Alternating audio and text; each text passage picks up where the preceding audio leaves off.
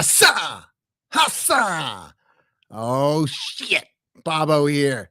We're talking about season 5 of Cobra Kai. Just came out last night.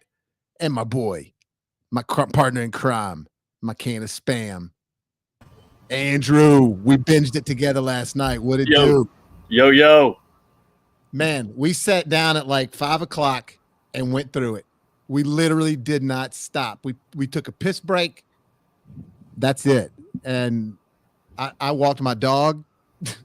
But literally, other than that, man, we devoted our evening to Cobra Kai. So it was a fantastic evening for me. I had a blast doing this. Oh, me too, dude. Me too. Hands down, it was one of my it's been a long time since I've been able to do that with somebody because when the old vid hit, nobody was hanging out anymore. And, half of my friends are kind of like you and married and kids and all that. And look, I have to be honest with you.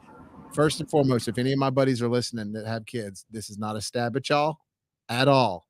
But Andrew really, really does a good job at trying to make the time for me. So I'm very grateful. I'm amazed. You have 2 kids and a full-time job and you're married. And so you still make the time for me and you make the time for your children. He's not. I give it up. Well, I give it up for my wife because she's very, she's very understanding and very much like, she just tries to make sure that, okay, if you're not going to be home Monday night, can you at least be, wait till Friday night before you go out and do something again? So she just gets stressed out and put our kids to bed, 3 or 4 nights in a row. So that's really all it is, Yeah. Well, but I definitely just want to express my gratitude. But even before I had kids, man, I don't know if I ever straight up binged something from episode 1 until the end in one sitting. I always just like, I'm tired.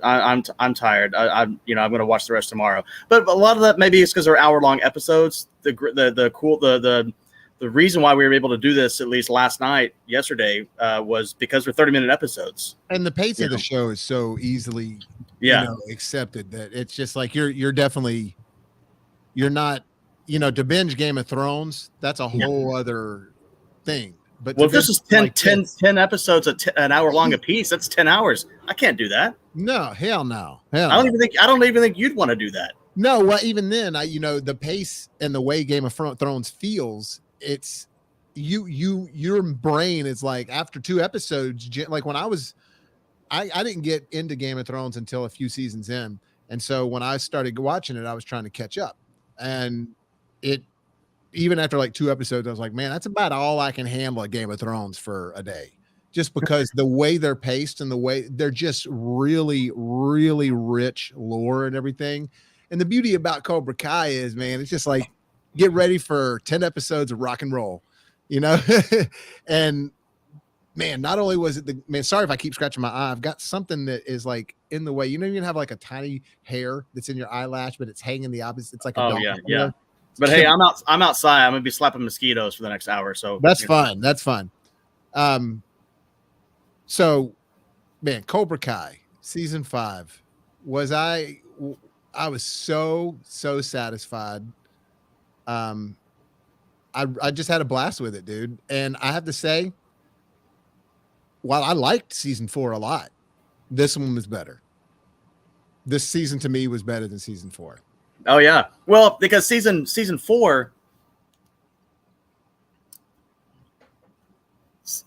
Terry kind of comes into it in the middle of it, and he's kind of just getting things going, and then there ends up being that unexpected rivalry in a way with him and Kreese, and I don't know. Yeah, you're right. I can't quite place what I liked so much about this season compared to last season.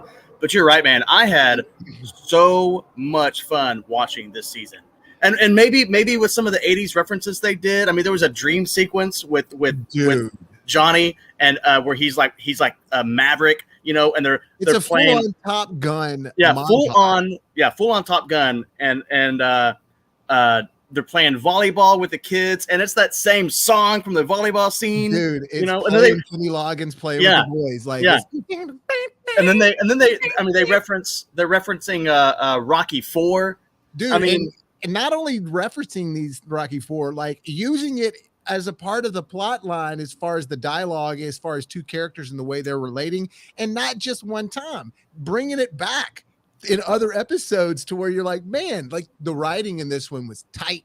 Yes. It was solid. It was so good. And it's still, if you were that person that was there for the first movie, a fan of that movie in the 80s, like we were, it still gave you all that, dude. And it wasn't just like, let's just rehash stuff. No, it was like new things. These characters are in a different place in their life. You know, they did a cool thing with like kind of switching the things around with Johnny and Daniel this time around. Like all the way through in this series, you've gotten to like Johnny for a second and really like him. And then he does something to make you like, you piece of shit. Yeah. And Daniel the same way. This season, you're really more like, Johnny, you got your shit together, and Daniel, you're kind of losing it.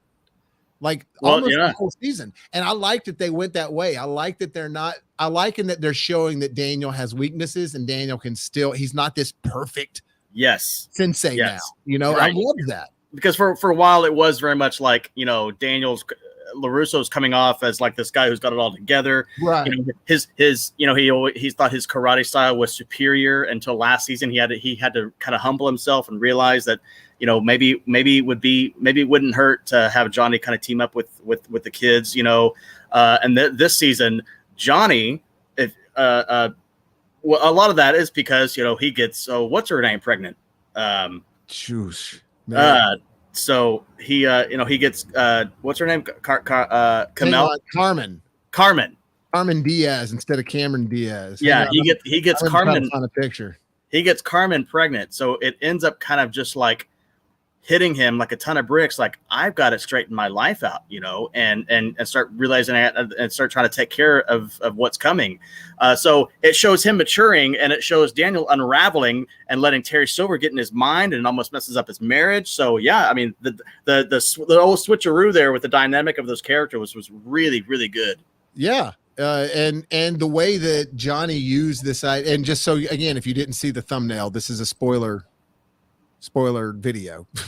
Yeah. But the way that when he gets pregnant, I love the way that he like accepts it, and you know, he's nervous about it at first, but he finally realizes, you know what, I'm just going to do right. And he wants to do right because of him and the whole Robbie thing and Miguel. Yeah. But he also loves this girl, and he doesn't want to lose another woman in his life because of him making these stupid, childish, selfish choices, you know? Yeah. And so he decides to make the right choice. And the fact that plays a card throughout the entire season, and it's not just we're pregnant in one deal. Like, it's actually a part of who he is now, and they use that the entire way through. And dude, that scene at the end when that picture of the baby comes out, it was so funny because I thought for a second they were really going to take it easy on him. So for everybody, there's this scene at the end where all these guys are beating up Johnny, and the sonogram picture comes out of his coat that he's wearing, or his jacket, hoodie, whatever. And I thought all these dudes were going to look at it and be like, because they kind of stopped for a second. And I thought they were going to be like, shit, you know, we got to take it easy on this guy. No, I called it. I was like, no, man, he's going to look at that picture and be like, get your ass up and beat their asses. Oh, dude. And just with the 80s rock music that started playing, and it was just so great. But what's so awesome about it is that nobody in this is like a Bruce Lee, Jackie Chan martial artist. It's all very realistic martial arts. Like, it's the way people really would be fighting in real life, you know, if they knew karate. Yeah, exactly. Like, people think that when you watch, you know, these kung fu movies and Jackie Chan and Bruce Lee and Jet Li, and they're all, no, that's not how fights really go down. It's just, I mean, those guys know how to fight, but it's still a choreographed fight. And that's a demonstration they're doing. Yeah, and this is, I mean, these fights are all choreographed too. But they're not. It's not Matrix style karate, and it's not Jackie Chan, Bruce Lee style karate. You know, and Johnny too, man. It's like when he comes back, it's not like he just like drinks a super serum and all of a sudden he's like, you know what, he's still jacked up, but it's just his desire and his ambition for this next chapter of his life. He's like, basically, I'm not gonna die here. Yeah. And dude, it was just beautiful, man. I guess if you really want to get, I guess technically it wouldn't be realistic that he gets up and after getting beat by these 5 senseis, that he would get up and actually be victorious with 1 on 5. That's probably not realistic. But it's also not real. I mean, but what's realistic about it is just the fighting is, as much as it's choreographed and stylized, it's also still very sloppy, which kind of keeps it within the realistic realm of things. Kind of like watching the original Star Wars films and those lightsaber duels compared to the prequel ones, where it was like literally like they were putting on a demonstration of a jack. Yeah, you know, and in the original ones, it was literally more like old school sword fighting. So we got some comments right here. Derpy Gaming, he was saying Rotten Tomatoes actually got something right with 100%. Oh, hell yeah. He says, all right, he says this was the best season without a doubt.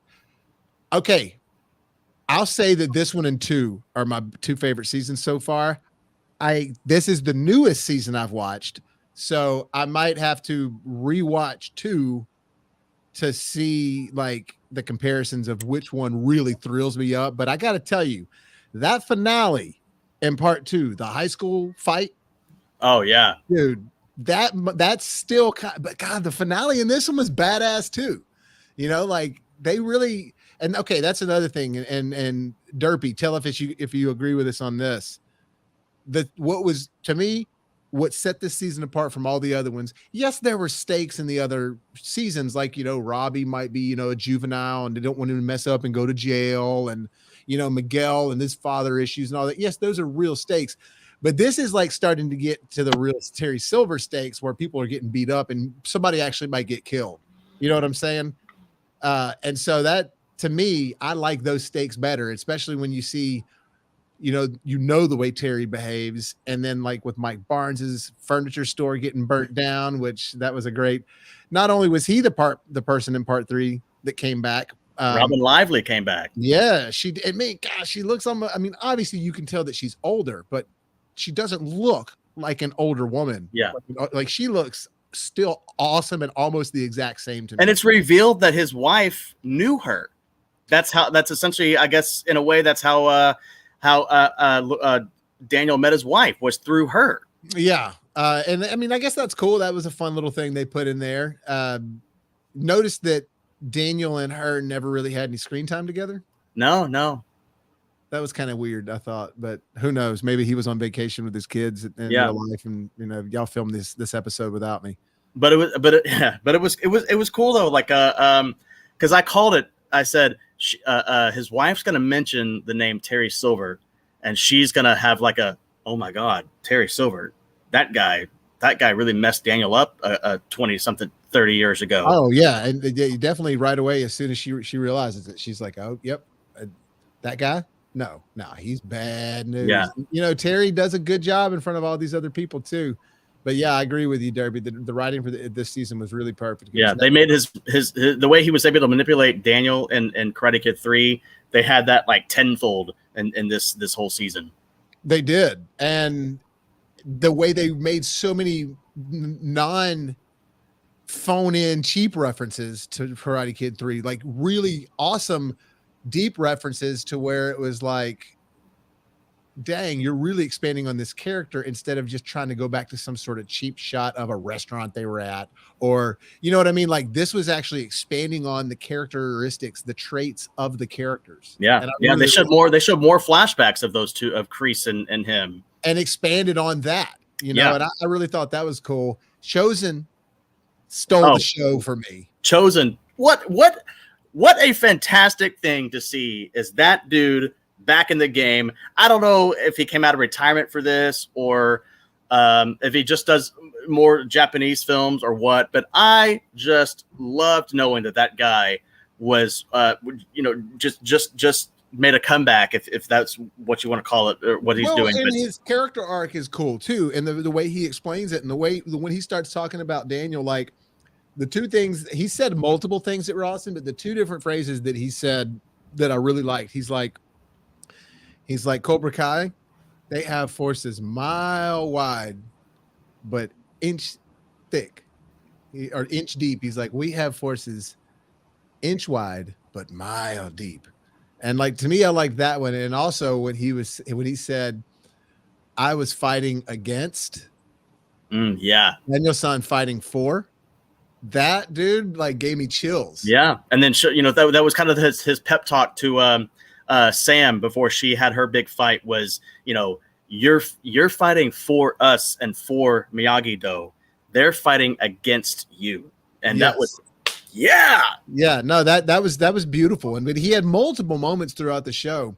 Chosen was, it's almost like they were able to bring a little bit of the serenity and a little bit of the wiseness, the Zen that Miyagi had, bringing Chosen back, because Chosen had also matured, and he talked about Karate Kid 2, and when he lost that fight, he lost his honor, and then realized Kimiko, and mentioned Kimiko, that he's in love with her, and how she helped him. She was the only person that forgave him after that, and like actually accepted him and helped him get back on the right track, which I thought was beautiful. And so real quick, I want to get to this as well, because Derby said the only reason he thinks that this is the best season is because of the episode 4 opening. I'm sorry, man. What was the opening? Episode 4 or 5? Was there like an awesome? Oh yeah, what was it that he opened with? Was it? I do remember all the openings. There was one opening that was awesome. What was the comment again? He said the only reason that he thinks that this was the best season was because of episode 4 opening. Episode 4. And then he also said, or was it 5 he's referring to? He couldn't remember. And I honestly, I'm not sure exactly. He'll probably let us know here in a second. Was that the Top Gun Dream? Maybe it was the Top Gun Dream one. And was that an opening, or was that just in the middle of the deal? Yeah, here he goes. Yeah, it was the dream sequence. Yeah. No, that was bad. I couldn't remember if that was an opening or in the middle of the show, but no. It was fantastic. Yeah. So another thing, what a pleasant surprise for me, by the way, when episode 2 pops on, and they're in Mexico and they're in that UFC MMA fighting rink, and the announcer for that whole thing, when Johnny starts fighting the guys, is my friend. Yeah, dude, Gerardo. And I should have uploaded my YouTube video of Suicide Squad, because we have pictures of you and me with him at that premiere. Yeah. But this guy right here is literally, I mean, he's an acquaintance. I've met him. He knows who I am. I know who he is, but he's actually a good friend of Andrew's. They've been in acting stuff for a long time together, for years together. He's communicated as we were watching this show. As soon as he comes on, Andrew's just like, that's Gerardo. And then he texted Gerardo and just said, bro. And then Gerardo texted him right back, said, you see it? LOL. You see it. Yeah. And so like, when I say that they're still in contact, they're very much still in contact. In fact, we're hoping that he'll come to the premiere of our short film. Yeah. But it was great to see him in this, and he was awesome. He was so if you guys are watching the show, this guy was the announcer at the UFC match there in Mexico. He calls Johnny. I think he calls Johnny White, the White Lightning. As he's taking on these Mexican UFC fighters. And then he says at the very end, spectacular. Yeah. Yeah. So good job, Gerardo. Yeah, man. So Gerardo's been at it a long time, man. And he and I were part of a professional acting workshop together for many years. And he's been a spokesman for different companies, and he's bilingual. So he does a lot of stuff in Spanish on the Spanish channel. And then he finally he got a big break, sort of, I guess, in Suicide Squad, the better one. And he was in the recent one. Yeah, the recent one. A couple episodes of the Purge TV show he was in. The guy is a real working actor living here in Dallas with a family and everything, and he's just all over the place. And so everyone get familiar with that dude, because pretty soon, I mean, he's gonna be someone. He's gonna be someone. He may not be a household name, but he's someone that you're all gonna be like, oh yeah, that guy. Yeah, because you're obviously seeing him in more and more stuff. Mm-hmm. And I'll just say this about him real quick. When we were at the premiere, and again, I should have pulled up that damn video so we have some pictures to show, but not only was he super nice to us, but we were at a premiere that was it was catered to more of the Hispanic Latin community. Yeah. This dude was there hours before the movie, taking pictures with kids, talking to people, and not just like doing the whole like, oh yeah, how you doing? Oh, cool. I'm talking like having extended conversations with people. And then as soon as the movie was over, he stayed we were leaving and he was still there, just talking to all these people. Just really, to me, that's I know that a lot of people, say these things, oh, they're a really nice guy. But I've met some people that aren't that famous that are jerks when it comes to being out in the public. Oh yeah, thank you. I've met people that just got done playing a gig at a bar, and I'm like, dude, you were really, oh yeah, cool, okay, thank you. It's just like, you're being an asshole over that. And this guy has been directed by James Gunn twice, mind you, in 2 different movies, and doesn't behave that way at all. He's extremely down to earth. So I just wanted to say that about him. It was really cool. And so for him to be able to be in this show and getting the success he's getting, I couldn't. He raved about Zabka. He was like, what? He's got to be probably the nicest human that I've ever met. Yeah, and see, that's great news too. And of course, everything we've heard about this show, everybody's having a blast on it. I mean, you can see in the pictures, and then that whole thing with season 3, where was it season 3 or season 4, where their real buddy that was in the original movie died in the show and died in real life. Oh yeah. That whole thing was really heartfelt, and there was a real experience that William Zabka and all of them took. They actually went and took a real camping trip together, and they have all these photos they took, and you're getting those feelings when you're watching this show. Yeah. You know what I mean? It's one thing to see people doing a good job on screen. It's another thing to watch people who love each other and they're doing a good job on screen. You know what I mean? Yeah.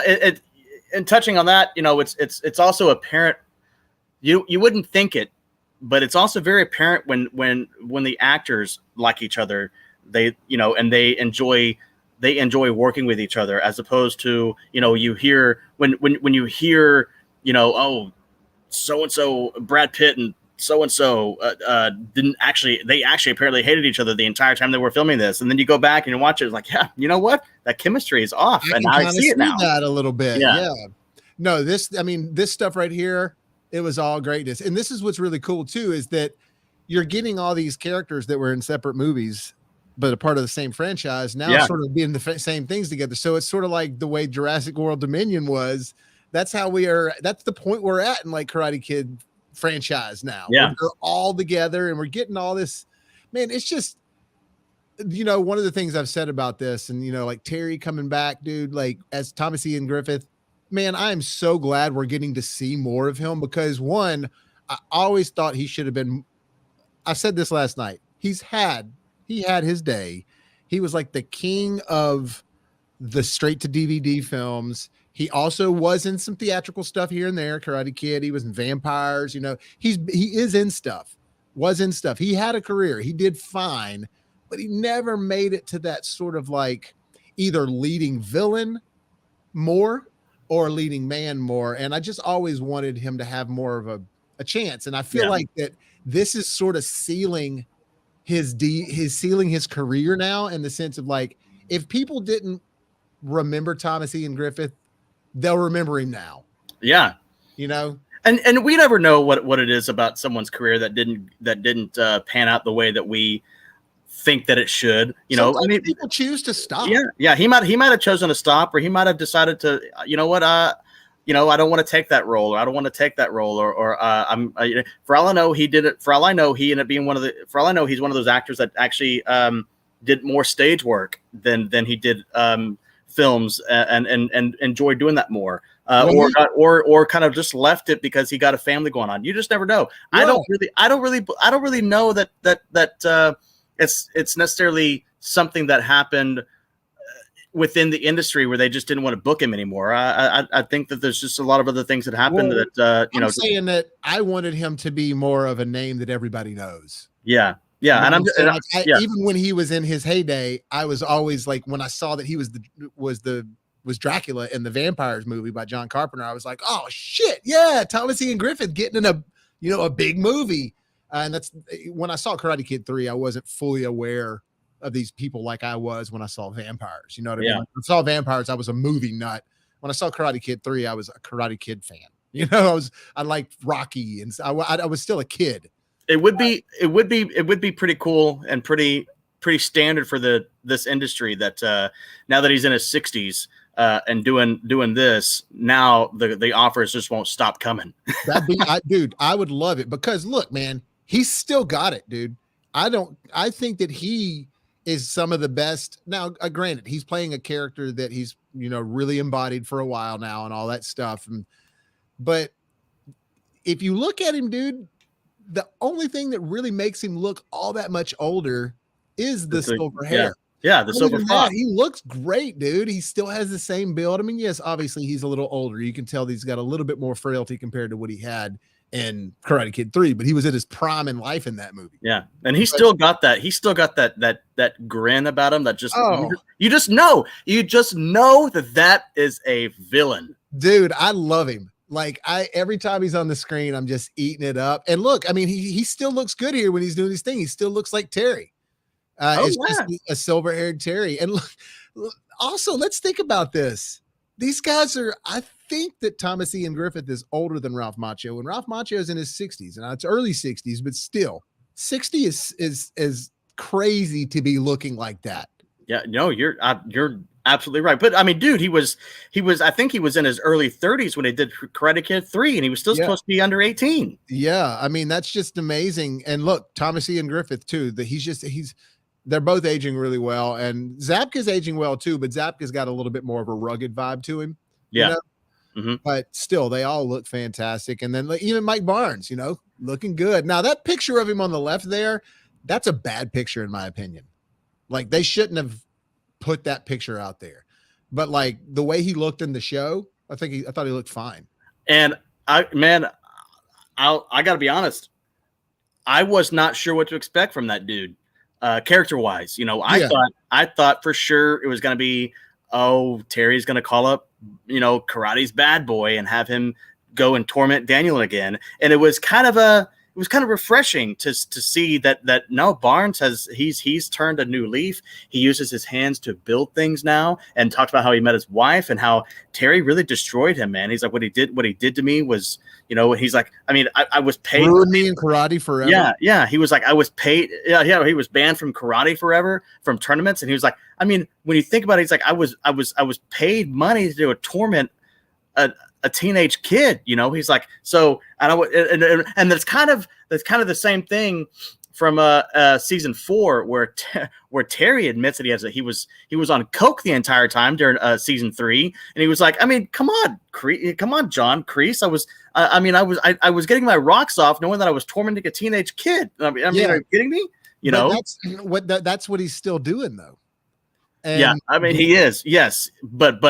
So it was always something was in him. It wasn't because he was coked out of his mind that made him do this, except he's just doing it and he's sober now. But what I liked, and again, what they covered on that when him and Chosen are talking to each other, and when he still thinks that Chosen's like, because Chosen tries to sneak into the dojo and infiltrate a little bit into Cobra Kai's dojo. And when him and Chosen are talking, he says, look, I was never able to have children. This is what I want my legacy to be. And that makes a little bit more sense, because there's a lot of people that get wrapped up into that idea of leaving. If legacy is important to them and they can't have kids, there are people that really strive to do some other thing like that. Teachers are kind of renowned for doing things like that. And I'm not saying in a bad way, like Terry Silver's doing. A lot of people do it in a good way. No, yeah. Terry's doing it in a bad way. And I like how they made him trying to torment teenagers. It made it more believable. Right. Yeah. There's nothing wrong with someone wanting to leave a legacy. If Daniel LaRusso's legacy was to have Miyagi-Dos all over the world, that would be a good thing. Yeah. But it just so happens that because Terry is he's teaching these kids the wrong things, that's what he's like, I have to stop this guy. And it's so funny because Terry, even just like he makes everybody think that he's good in part 3 for a while, he does the same thing with Danielson's wife. Oh yeah. And at this point, Daniel's drinking He's staying drunk during the day. His wife's left him because of Yep. things he's done with Terry in public in Yep. front of her and other people. Terry's embarrassed him. Yeah. Or Daniel-san's really embarrassed himself, but it's all because of Terry's doing. Yeah. Well, Terry's a great manipulator, and he just gets under Daniel's skin, and he gets in his head.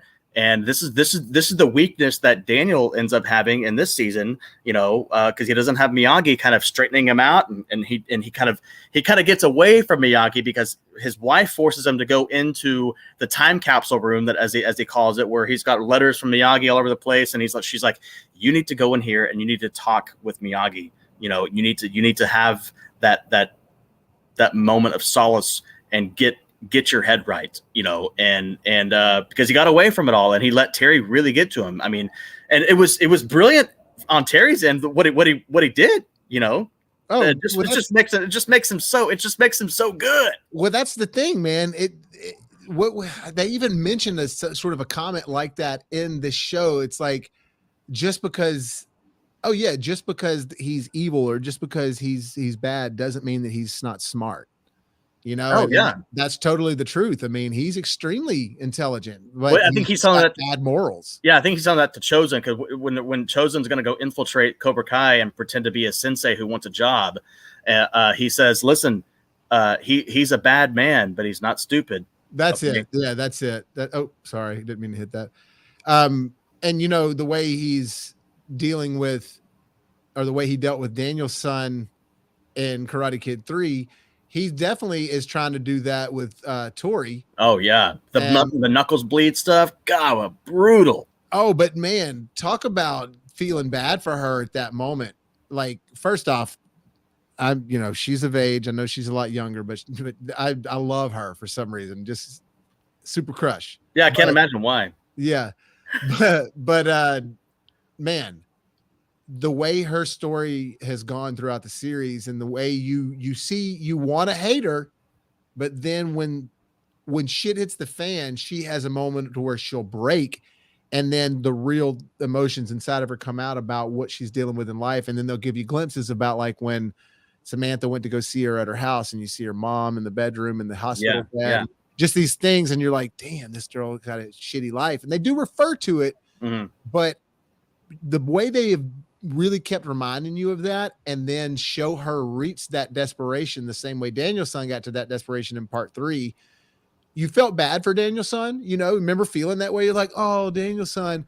But the fact that it was a little girl in this one, and that she's got like her hand, like, it looks like it's almost broken. Oh yeah, oh, God. And man, I felt so bad for her, because she's like so on the verge of trying. Like, she's got the good in her. She's just so used to fighting.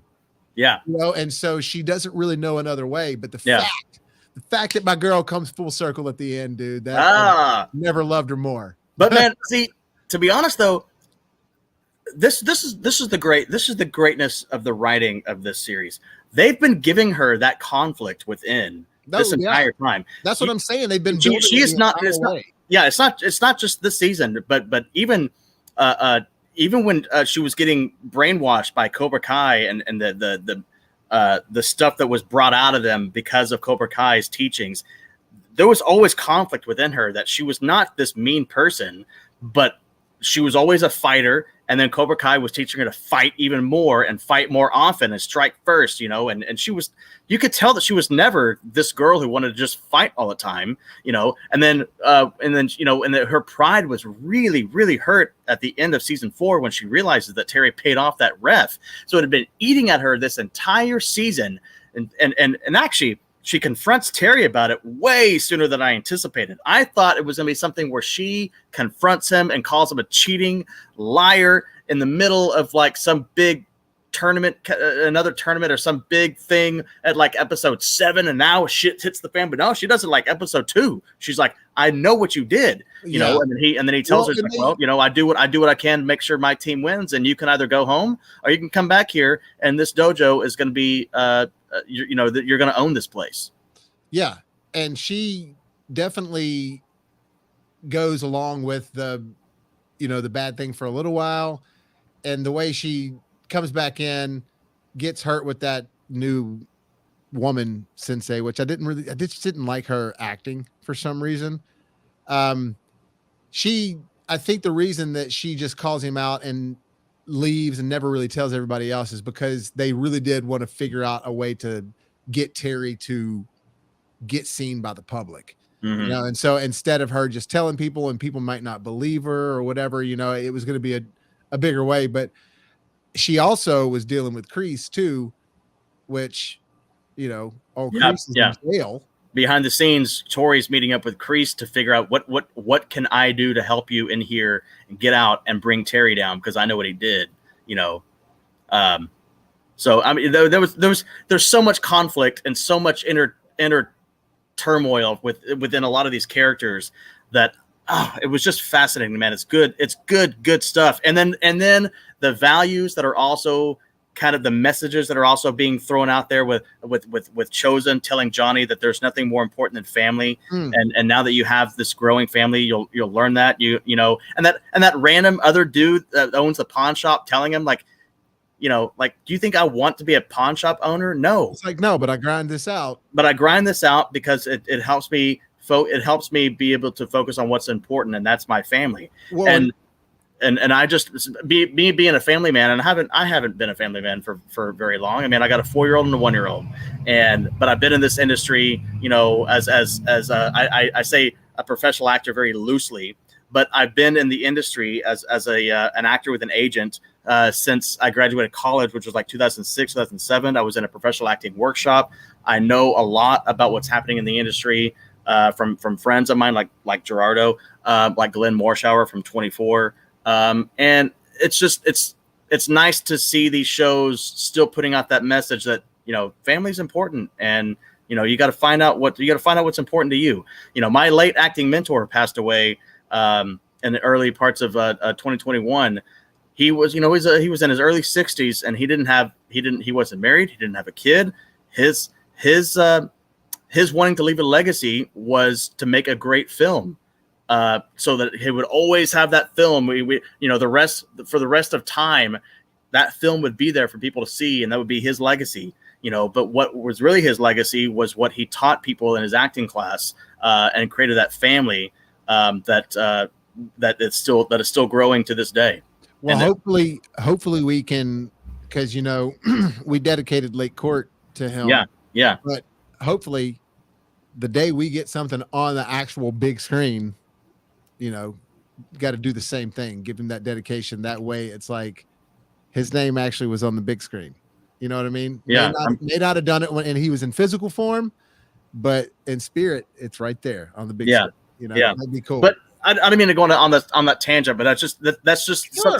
some of these episodes of the messages they were leaving was something that really, that's like, man, I like that, man. I love that these messages and look, Daniel's son the whole time, his whole thing has been his family. You know, Miyagi-Do taught him the importance of taking care of that, especially when he saw in part 2 when he went over and saw what all that stuff meant to Miyagi-Do, and all, you know, and what that meant to Miyagi, excuse me, and what he had to be forced to leave behind because of quarrel. And the idea that sort of parallels itself with Johnny and Daniel, but it also parallels itself with Miguel and Robbie, but it also parallels itself with Miguel and Johnny and Robbie. You know what I mean? Like, all that's really cool.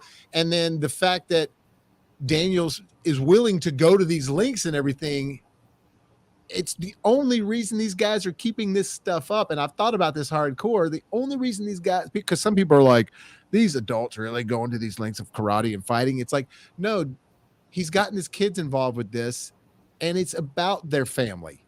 And this is the way he connects with his kids, is through martial arts. You know what I'm saying? It's like, so the fact that it kind of gets extreme and goes to these links, look, man, there are parents that do some crazy stuff and go up to schools and do some crazy stuff for their kids. You know what I mean? At ball games and football games and sports.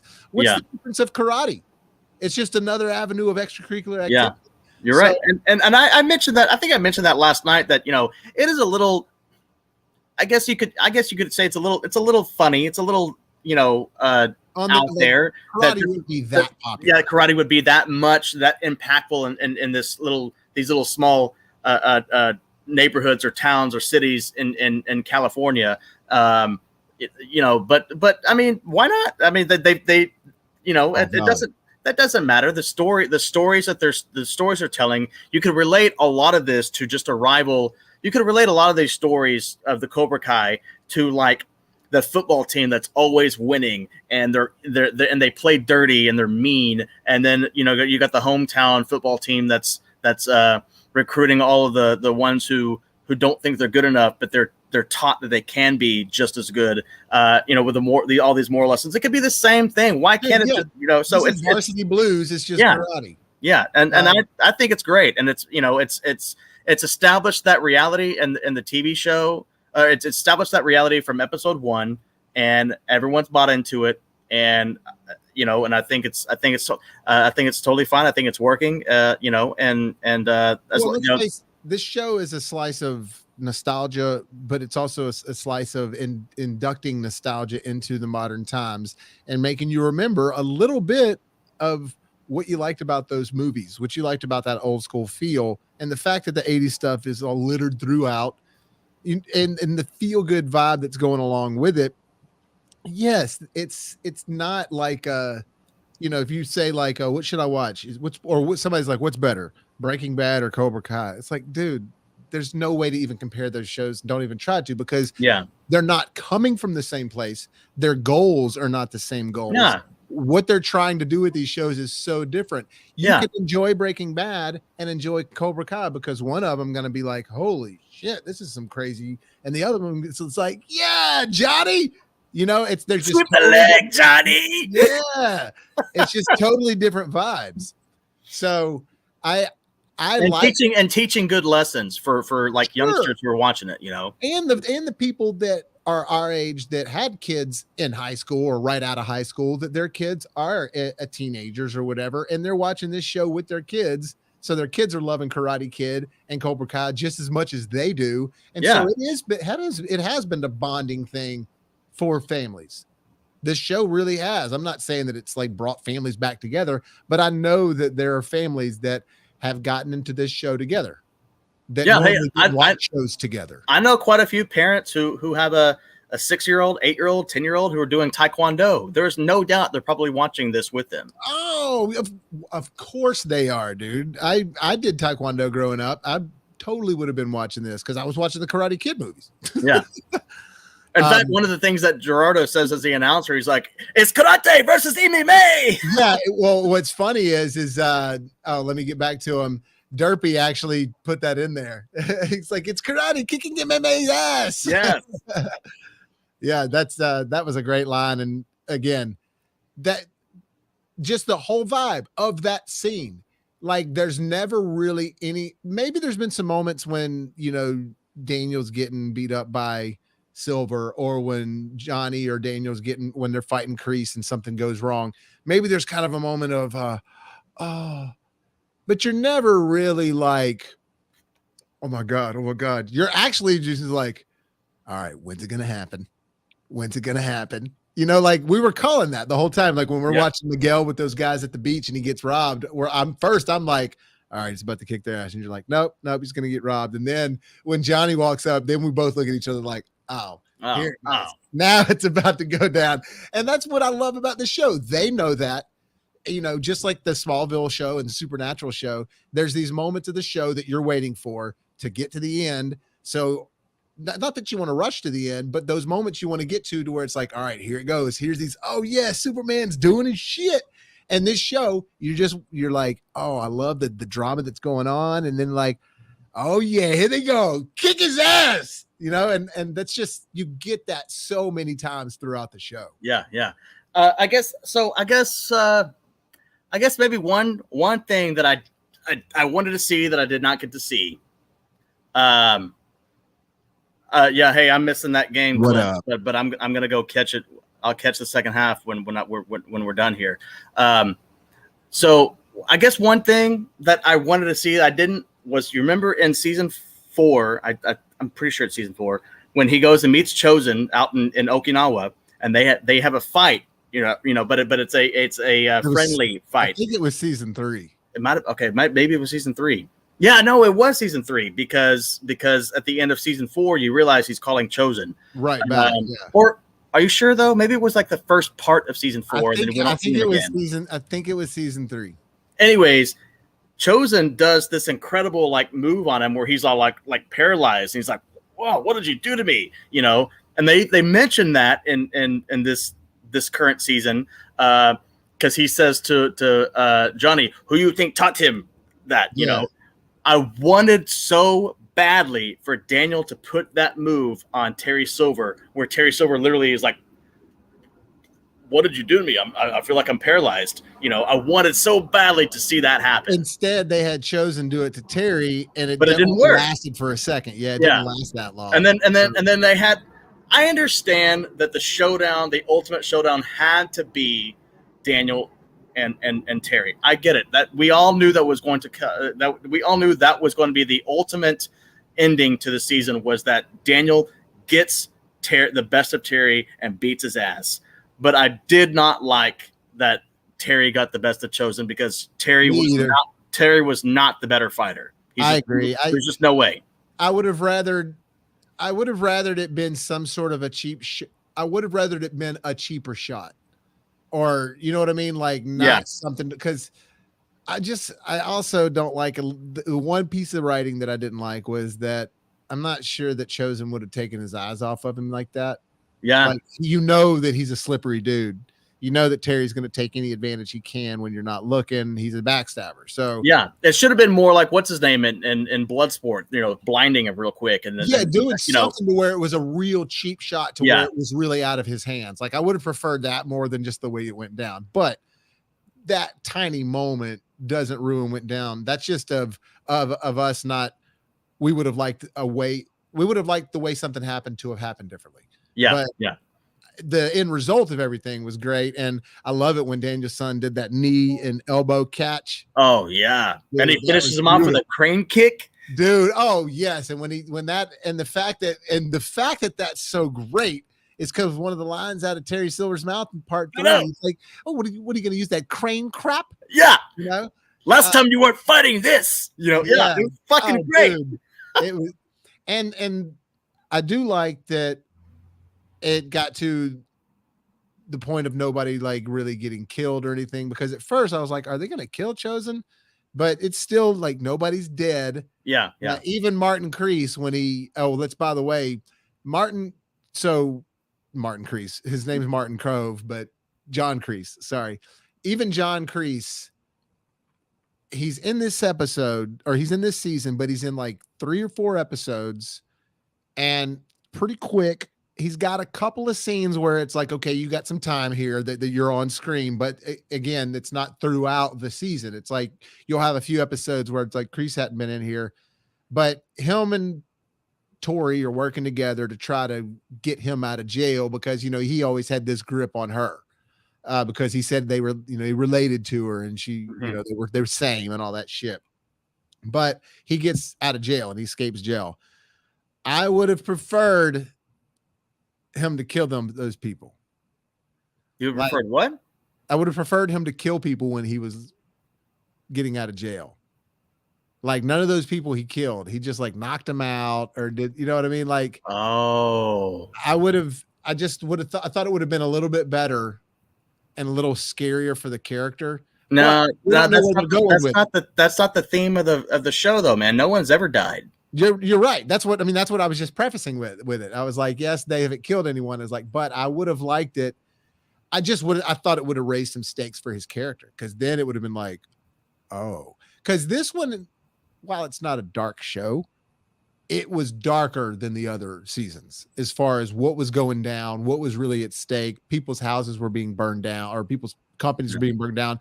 Well, Terry was introducing weapons, and he and Chosen were fighting with weapons. Right, exactly. So it just got a little bit more to the dark side. And so I was hoping that like maybe Kreese, because they are going to get darker now, because now Kreese is a fugitive, you know, and it would have been cool if he was a murderer fugitive. And again, maybe that's too much for Cobra Kai.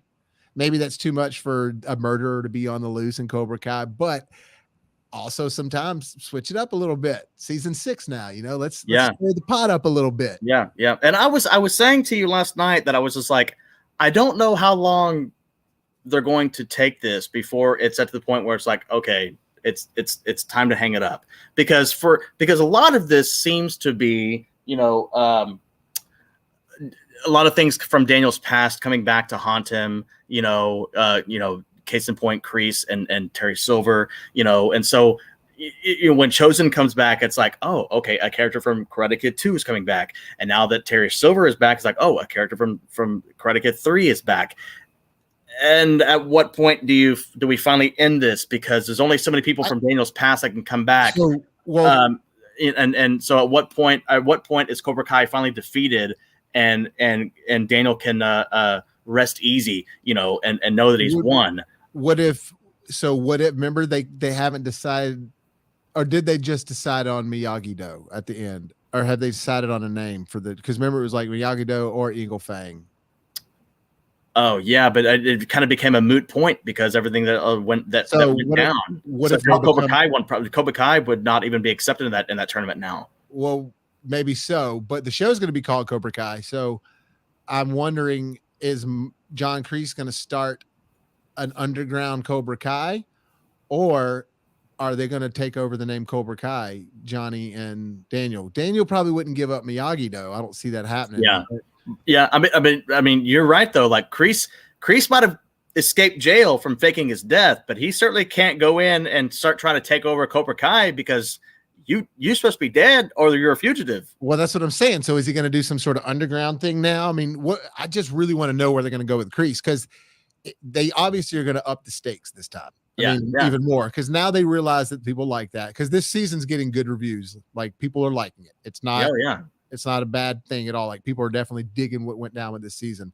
Real quick, but you were talking about the characters with like Chosen and all them coming back, and them bringing back Elizabeth Shue for an episode, Barnes for a few episodes, all that stuff. Kumiko. I think that the fact that they're making Chosen an actual character of the show, and the fact that they mentioned Kumiko and he made that call to Kumiko, I think that he'll be in the next season. Yeah, I don't think there's any reason to write him out of next season. I mean, he seems to be like a staple existence of the series. So this is what I'm thinking. Why were they focusing on him and Kumiko? That I wouldn't say that they were focusing on him and Kumiko. Is one episode where he mentioned that he's in love with her and he calls her, which means they're focusing on it for a second. They're taking a focus for you to watch this scene that was designed on them, and is planting a seed. So I'm thinking that he goes overseas and something goes down with him over there, or he sees something going down with Kumiko. Maybe she gets into some trouble and he needs Daniel's help. Like, because I don't see them writing Chosen out, but he's missing Kumiko. He obviously wants to get back over there to see Kumiko.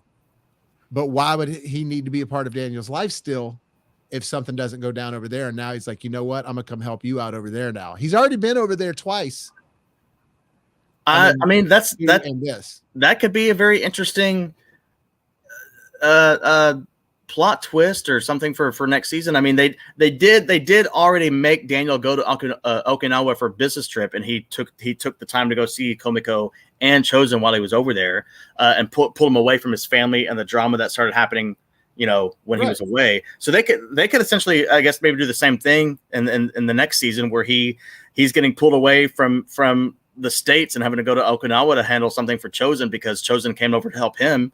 And while he's gone, some things go down with Kreese maybe resurfacing.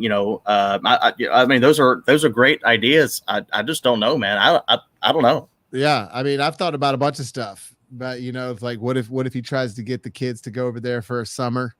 Just like he went over there for a summer.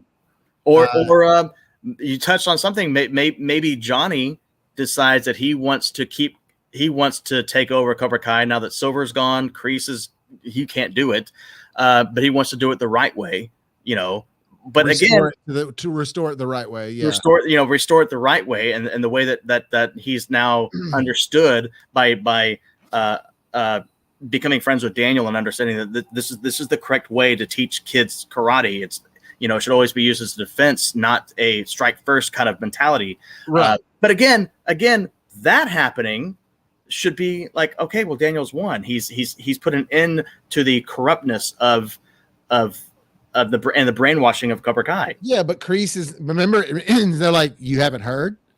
So now they're worried about Kreese because he's dangerous. So I'm just hoping that the next one is maybe the next season is like maybe not a whole lot of tournament type stuff or whatever. It's more like real life stuff going on. Actually, I'm now thinking that kids can only stay in high school for so long. Yeah, that's another thing too. Like, do we even know? Are they seniors in high school? And so they were talking about college in this one. Okay, they were talking about going to college. So yeah, you're right. I mean, what if they go to overseas? At least the lead kids, like Robbie and his daughter. Right. Is anyone going to really care if the focus becomes Daniel's son, who is not really all that liked? Well, no, but I think you got to have. I like that guy, and I think that he's a part of the crew now. And so I'd say if you at least have all these people, Miguel's not in here, so Miguel's included.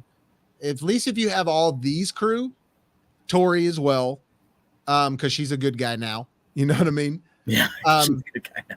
If you have all them, Tori and Miguel also, then I think maybe you could have a situation to where they go overseas or something, and they like are maybe developing a school or doing some training over there, but only a handful of them. You wouldn't have any of the Cobra Kai kids, because as much as now all of them like denounced Terry Silver and all that, I can't ever remember his name, but the one that's like, yeah, what up, dog? You my. Oh, I hated that Asian kid. Nobody's going to want to see him anymore. No. You know what I mean? Like, he might be in it, but I'm just saying, like, now that Cobra Kai's done, like, they have an opportunity to shift the gears in the show and just focus on that core group. Like, right. Obviously, we have some people in and out, but there is our core group. I actually think we're forgetting about that, though. Like, the whole reason that things got the whole build up for this season was that tiny. I guess a dojo versus dojo to see who was more worthy to get into that global, whatever they call it. Which is where all the Rocky IV humor came in. Which was the global karate tournament that would put that was what scared Daniel. Was like, if Cobra Kai went to this global karate tournament, their names would be like the standard karate class in the United States. So maybe they're going to the global tournament. So I think we're forgetting about that tournament. And I think that even though everything went down with Terry and he got arrested and realized that he's a fraud, I think that tournament is still going to come up, and it's still going to be by default, Miyagi-Do or whatever you guys want to call yourselves, whichever one is allowed to go to this tournament now. So I think we shouldn't rule out that season 6 is going to be a lot of them training for this global tournament and introducing a whole bunch of new characters and some evil ones. And then Kreese comes back underground and is trying to disrupt things, And maybe Kreese leaves and goes overseas and escapes America, and he's fine because in another country he's not being hunted by the law. And so maybe he gets a dojo going or something, or maybe the original guy he trained with or something that the Sensei that Chosen talks about everything.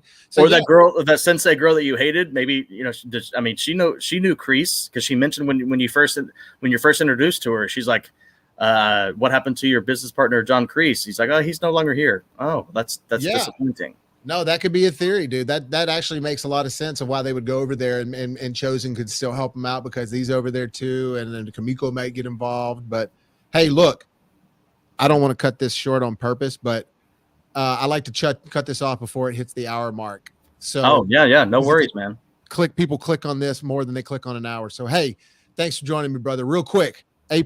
I think this is an A+ season. This season is an A+. The show is an A+.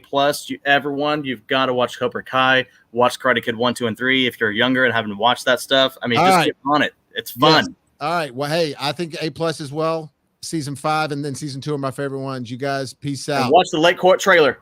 Peace out.